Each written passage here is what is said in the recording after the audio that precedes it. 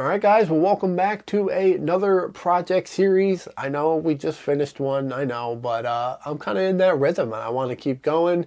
So we're going to do a guitar that I've been wanting to do basically since I bought it. As you remember, we did my first Eart headless. We put the quilted maple veneer on it, did all the electronics. That was a really fun project. It did pretty well. So I figured, why not do my new Eart GW2 Pro? This is the obviously the Pro version. It's got the updated bridge, the new body shape, and the 5-piece Wenge and Padauk neck. The ash body. I love ash bodies because you have that real thick, coarse grain. And my favorite thing to do is just etch it out and do your base coat, backfill the grain, and you can really make it look cool. Not exactly sure what colors we're going to do. This is going to be a little bit more of a simpler project. We're not doing a veneer or anything. Basically just going to be a paint job, but I think we have the potential to make this thing look really good and just look better than it does. We sorted out all the bridge issues that we had. If you remember watching the review, we sorted all that out. I did do a little bit of a fret leveling, but this is a great playing guitar now. But I think it's time to just spruce it up and make it look a little bit better. I'm going to try to keep this series probably 2-3 episodes, no more than that. I don't want to keep doing those 6, 7, 8 episode series. There's no really reason for it. So we got to get this thing disassembled. What's awesome is the reason I picked this color is it's just less work we have to do. I only have to remove the finish. So we'll get the finish sanded off the body, open up this grain, and we can get going on painting. So it shouldn't take that long. Let's go ahead, get it on the bench, and get it disassembled.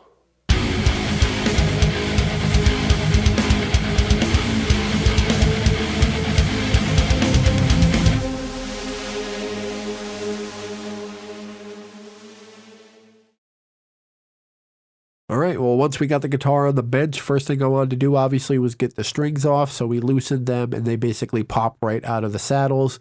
Instead of taking each individual string out of the locking mechanism, I went ahead and just took the whole plate off itself, left all the strings locked in it still.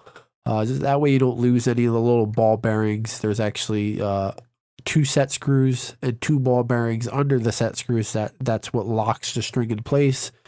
And they like to run away on you, and it actually kind of really deforms the string once you lock them down once, and they are a pain in the butt to get out, even with the screw and the ball bearing removed. So I just took the whole thing off, made the process a lot easier. Then we got all these saddles off. If you remember, this base plate here had round top screws in it, and that's what was making my action not able to be lowered anymore. The saddles were sitting on top of the screws, and it was actually raising the action pretty much 1 millimeter to 1.5 millimeters, which is a lot when you're trying to get a perfect string height for yourself. So I sent a picture to Eart. I showed them that I changed it to flat top screws. They sent me a picture back and showed me that they're going to start doing that from now on. So if you have one of these Eart Pros, the GW2 Pros, check and see if you have flat top or round top screws for that bridge base plate. And if you have round tops, I suggest changing them to flat tops. It'll just make everything a lot easier. We got the neck off. We got all the screws for the switch and potentiometers and everything all loosened up and taken off. Then I moved on to the electronics cavity. I wanted to keep as many wires soldered and attached as I could. So I just basically took the grounds off, undid the output jack wires and the pickup wires, and kept everything else still connected together. We got the output jack out. I broke my wires off or cut them. You should desolder them. That's the proper way to do it. You'll notice there's some little white pads or white material under the pickups. I put that in there. That is not factory. I just wanted to get a little bit more pickup height. And then put everything in a Ziploc bag or some kind of container. That way nothing runs away on you and you're not missing pieces when it comes time to putting it all back together. Then we started the sanding process. I just used a electric orbital sander connected to a vacuum to try to keep the dust down as much as possible while wearing a mask. I started off with 60 grit sandpaper. Like I'd mentioned, the reason I went with the raw ash finish is just because there's only clear coat on the body. You don't have to worry about sanding off paint or veneer or anything like that. So the 60 grit really quickly took off the finish. And once we got it down and got most of the finish off, I moved on to 120 grit. But I used a mesh sandpaper, which if you've never used before, it's really, really cool. It kind of looks like a screen from a screen door, but it's sandpaper. It doesn't clog. It's a little bit more expensive, but it's well worth it. Then we moved on to my favorite and least favorite part of the project. Obviously, the outcome is my favorite, but doing it's kind of painstaking, takes a long time. The ash body has real coarse grain on it, and I really like etching that grain out. Usually I'll just throw it in the sandblaster.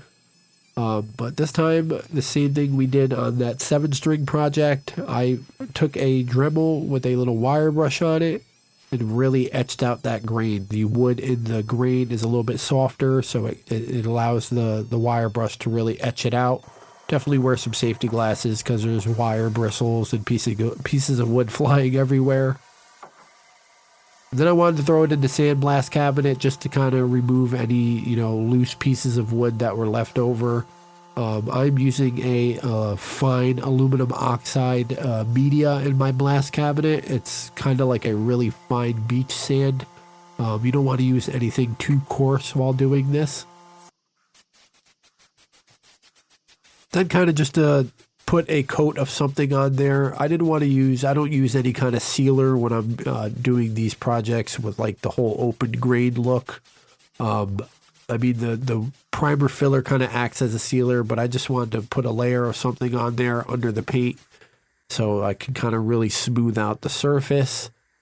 But it definitely leaves the grain that we etched out. It still leaves that nice and deep and etched out. It doesn't really fill it at all. This step I did is kind of pointless. I was going to do the sides and the back of the body black, but I ended up changing my mind later on. So, you could kind of ignore this step, but I left it in anyway because it shows sometimes you change your mind while working on a project. You think of something better. But I'm just using a cheap Rust-Oleum matte black. Well, I shouldn't say cheap because it's definitely not cheap anymore. I remember when it was like $6 a can. Now I think it's $10.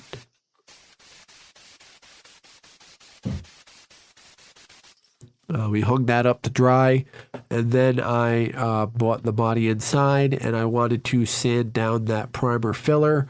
And there was some overspray of the black that got on the primer filler, and it kind of gave me an idea because it filled in that grain.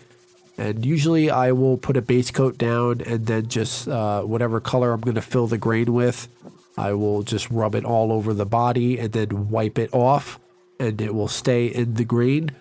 But this time I think I'm going to try spraying it on and then sanding it off. It might just give it a cooler look. I'm not going to tell you what colors we're going to fill the grain with, but I decided instead of black, I wanted to do a base coat of white. The two colors, we're actually going to fill the grain with two colors. If I have a vision in my head, if it comes out the way I'm thinking, I think it's going to look really cool and unique and different from anything I've ever seen. But we just used a matte Rust-Oleum white. And basically let that dry. I let it dry for like 2 days. But I did like 2 really heavy coats of that.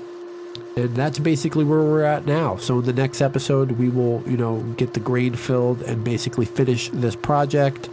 That's it for episode 1, guys. I appreciate you guys watching. Stay tuned for the next episode.